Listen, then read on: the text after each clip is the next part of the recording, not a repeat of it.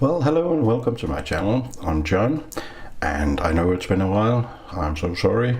Life caught up with me, and it's been busy at work, and it's been rather hot here.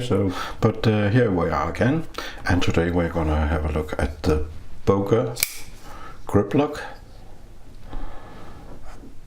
But before we go on to that, I want to say something that I've been wanting to say for a long time. I always keep forgetting it. It is that I'm so grateful for all of the people, all of you who has subscribed to me, and all of you who comment on my videos and so on. You hold me up to something in my videos. Sometimes you just encourage me. Everything is okay. I really do like the interaction with the guys who want to comment on my videos with questions or just random comments. That's a beautiful thing, and I like it very much. So I don't say it too often, but to all of you, thank you. I appreciate you all so much. Just a beautiful thing that you will support me either by subbing or by commenting or both. I like that a lot, and I do appreciate you all very much. With that, another little thing I just wanted to show you before we start the review of this little bit special knife. I got, and I'm a bit starstruck, I got a new mug. As you know, I like my coffee, also in my reviews, but I got this one, and this is gonna make a reason for a shout out. A few moments later. Like that. That was a long deal about a cup of coffee, but it's gonna be the BirdshotIV logo, and I don't know, they don't need my shout out. I'm just a bit happy that I got this mug, and I wanted to show it to you. For those of you who know them, you know what you're getting into with the Birdshots. For those of you who don't, they are a very funny couple, and they have a bit of a different angle to knife reviewing, but they are so much fun and a lot of back and forth, and I like them very much. They don't need my shout out, they have a lot of subs, but well, I thought you should know them anyway, and they were some of the first knife people I got to know via YouTube when I got into knife collecting. Oh, that was a long talk about nothing really. But there it is, and I'll just take a sip now that I've wasted some time pouring it up. And back to the knife. It's almost been 4 minutes. This Böker is called the Böker Griploc, the Böker Griploc, the German Ö.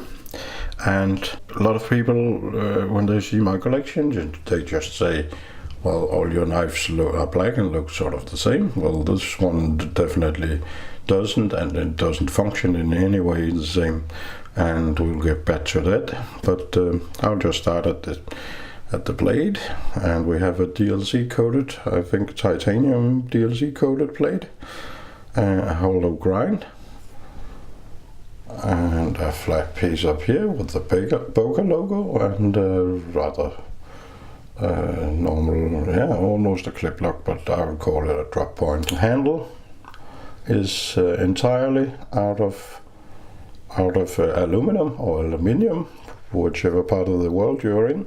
I'll get back to this mechanism, just to tell you that there's a lanyard hole here, which is a bit strange. I got this knife on a sale, and I see that on some of these knives there's actually a screw here which makes the knife lock, but not on this one, which annoys me a little bit, because it is a sort of a non-locking slip joint, and I'll explain that. But you can lock it up with a screw here, just not apparently on the version I got, which is kind of strange, but that's the way it is. a very special looking pocket clip. As you can see, you can open it like this, but if you look at the back end, you can see that a lot of knife is and a lot of contraption is sticking out of your pocket. It would be very difficult to conceal this knife and not room, and this is becoming one of my favorite rants. This has no room for any material, and I see that in a lot of knives. Why on earth do you put clips on a knife if you're not interested in people using them, so to speak? Very different type of clip. And then we have to talk a little bit about the mechanism. As you see, I opened it, and like it is now, it is not locked, which means that it has a bit of a detent in the open position, but I can close it. And if you look at this mechanism at the handle, it follows the blade, and it is a flipper. What it does is that if you this mechanism down here does is that if you hold on to it firmly, well, the knife is locked because you lock up this bar down here, which is holding the blade, and the firmer you grip, the harder it holds. This design is a Gavin and Grant Hawk design. They are known for doing some rather strange locking mechanisms. I could mention the Kershaw induction, which is also a bit of a different locking mechanism, and that's what the Hawks brothers do. Bit different locking mechanisms, and as I said, it has a rather strong detent, but you close it like this, and you open it with the flipper, which is sitting rather in front of the knife. It is not a front flipper. You can easily flip it with your index finger, no problem. And then we have the lock. It's not thumb studs, it's a lock stop here. I mentioned that the handle is all in aluminum. It makes it a very light knife, and the whole knife weighs 87 grams, which would be equivalent to about 3 ounces. Excuse me. So all in all, a very interesting and different knife. Would be legal in a few more countries, I think, than locking knives. But of course the flipper does that. It has one-handed opening, so perhaps not legal in all countries. Böker is a German company, and I think the rules in Germany are that the knives can't be one-handed and locking at the same time. They have to be either locking or flipping. Strange laws, but that's the way it is. Very nicely sharpened, Ors 8 steel, fit and finish. It has, it actually lies very nice in hand. You could argue that these square edges would be a problem, but they really are not, and at least in my hand, because that just settles within where your fingers bend. That is, of course, a beautiful thing, so it actually lies quite nice in hand. Then a bit of more or less non-functional jimping on top here, not very much grip in that. Reverse grip, okay too. And a draw cut, not very good, ergonomically speaking.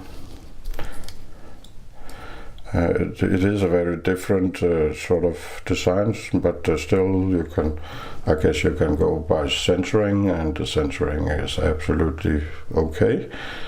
It's not really an issue there. Does this system work? Yeah, it does. I haven't really had the guts to try and break the grip sort of, but it seems logic that this system can't just be overruled for no reason. If the harder you grip, the stronger you lock it. But of course, if you hold it in different positions, it would lock close no matter what. Comes in a nice box, a little Böker box with some magnetic lock here, and a little paperwork, and of course the cutout for the knife. Really no big deal there. This is a Böker Plus. I paid around 53 euros for it. Normally it would be almost, I think, double that price, at least in Europe. Probably a little cheaper in the US. And as we see, action, very, very nice. Easy to flip, no problem. And of course, the way I'm sitting behind the camera, I have to make it two-handed, two-handed closing. But you could just do it on the back side of your pants, and that would make it one-handed. You can do that. I think, who is it? Cold Steel, maybe, who encourages that too. Just on the back side of your thigh, perhaps. Really, really interesting design. Something a little bit special compared to a lot of liner locks and frame locks out there, and you can't beat the weight. I feel that aluminum is not the hardest material, so I wouldn't take this batoning in the woods, but the weight and the looks as well would make it a very nice EDC knife. And just quick comparison: Kershaw injection, same size. Kershaw injection 3.5, the big version of the injection, and another knife that most of you know, I hope, is Ontario Red One, and as you can see, and the Red One is quite a lot bigger than the Böker. So this is in the Kershaw injection territory size-wise. Would I recommend this knife? Yeah, I think I would. It feels quite not the sturdiest. That could be because of the weight, but it feels quite okay mechanically, and I think I can definitely recommend it for a nice EDC knife. Not the smallest, of course, but still. So have a nice day, evening, whatever it is in your country. Bye bye.